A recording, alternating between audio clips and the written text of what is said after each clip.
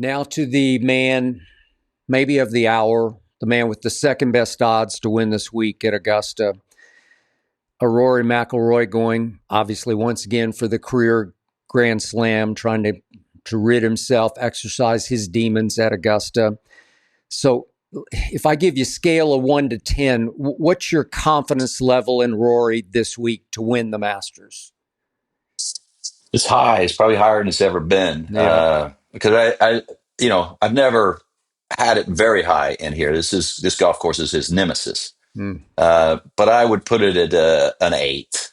Okay. It's his, in my view, it's the best chance he's ever had to complete the career Grand Slam, to win the Masters. Every single player in the top 15, and it's really only the top 15 that have a chance to win here every year. Maybe top 20, we could squeeze it, but it's an elite. It's a golf course with the best show off. They all kind of have a little something, a little bit off their game, or they're players where the golf course doesn't fit them. And Mm. Rory comes in here playing the best golf of his life. He switched to a softer ball, which I think is going to help him get on top of it. So I would give him an 8, but he's got to get past Scotty Scheffler, and that's Mm. the hardest thing for him to do. Mm.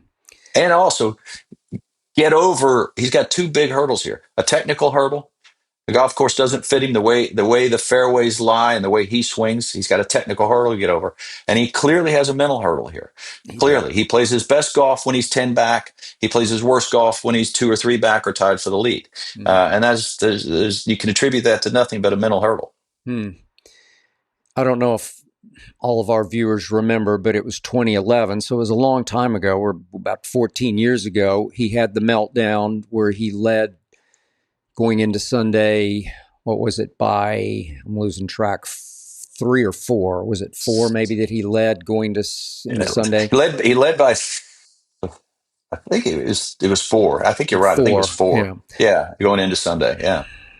So he makes the turn. I think he's still up 4, and he hits it into Butler Cabin, goes triple on 10, bogey on 11, double on 12, ball game. And it's just hard to get over that.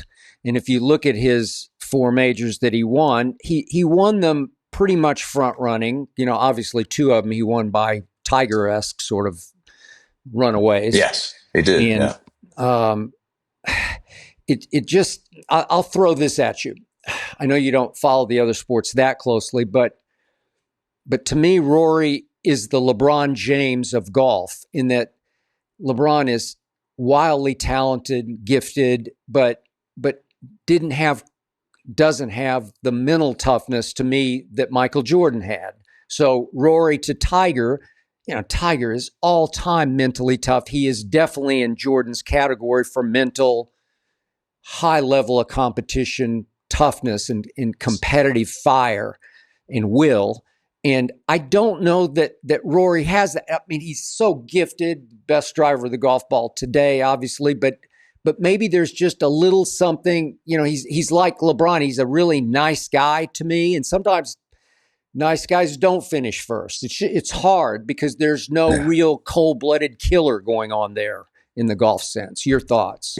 Well, when we compare people, everybody's impoverished by the comparison to Tiger. They are. Tiger's 54-hole closure rate was about 95 and change, 96%. Okay. By comparison, Jack Nicklaus was a choker to Tiger Okay. Woods. Now, that's a preposterous thing to say, but I Jack understand. Nicklaus's closing rate was 70 some odd percent. Like, there's no comparison to Tiger. So we all have a Okay. Tiger Woods hangover. So that yardstick is a very difficult one. When we look at what Rory is doing, he's won 3 or 4 major championships, 3 of the 4 that you can win to get to the career Grand Slam. He's tied in that regard with 11 other players. There's 12 players that have won 3 of the 4. Those players that had a chance at the major they were missing, there is such a dearth of success amongst those players. Hmm. In other words, because if you go back and look at those that have achieved the career Grand Slam, beginning with Gene Sarazen in 1935, by the way, he had no idea he won the career Grand Slam, but posthumously we give it to him. Okay, so from 35 to 66, those 4 men, Gene Sarazen, Ben Hogan, Arnold Palmer, and Jack Nicklaus, they won 35 to 66. So we're talking over a period of 31 years. 4 men do it. From then to now, one has done it in 59 years. Just one. So that's a testament to how much more competitive it is, but also how much more attention there is to the process of doing it. When Gene Sarazen would have done it in 35, first of all, he didn't even know what a career Grand Slam was. There was no such term, and the Masters wasn't a major championship then. Hmm. So, there wouldn't have been the attention to it. And Tiger did it the very first event he had a chance to do it. Hmm. So the task of doing it is a mental hurdle. There have really only been 3 or 4 good chances for those 12 men to win their 4th major, just a few. And Rory, again, the spotlight's on him and the golf course doesn't fit him. And he tends to swing into out. Hmm. And the way the best players at Augusta, the course fits players better that swing sort of across it out to in, because you have so many hook lies there, the ball above your feet. You For a do. right-handed Yeah. golfer, you have a hook lie a little bit, certainly at 1. At 2, you can. At 3, you do. At 7, you do. At 8, you do. At 9, you do. At 10, you do. At 13, you do. To some extent, at 15, you do. And at 17, you do. Now, you have all the ball above your feet, and you need to hit a high soft cut into these greens. Hmm. And if you swing into out, you're coming from sort of low to high and you run into the hill. And when you run into the hill, it shuts your blade down and sends it at a lower trajectory right to left. If you can cut across it, you're coming from high to low and you don't run into the hill, you pick it off the turf so you can hit high cuts. Okay. That's Scotty Scheffler. That's Jack Nicklaus. That's Jordan Spieth, who had the best 5 Masters starts, the first 5 Masters starts in history. So that's the problem that Rory has, and that the golf course doesn't fit him. He underperforms there to a large extent. He averages over the course of his career there 42 greens in regulation over the week. The winner averages about 52. That's a 10 deficit. That's a big deficit. And it's far below his average on the PGA Tour. So he comes into a place that doesn't fit him. So he has that mental hurdle, that technical hurdle, that psychological hurdle. He's got to get over that. And then the whole world is saying it's inevitable he's going to win the career Grand Slam. That is a lot to have to deal with and meditate on.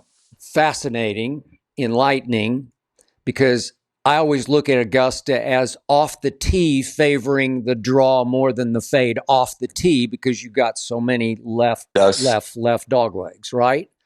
But you're saying second shots, the shots into the green, you want to pick them and cut them and fade. That's them. right. Yeah, that's right. I call it a picker's paradise and a digger's dungeon. If you're getting steep on it, it hasn't been very kind to people with strong grips and shut faces. Yes, there are some exceptions. Dustin Johnson won there, but that was in November.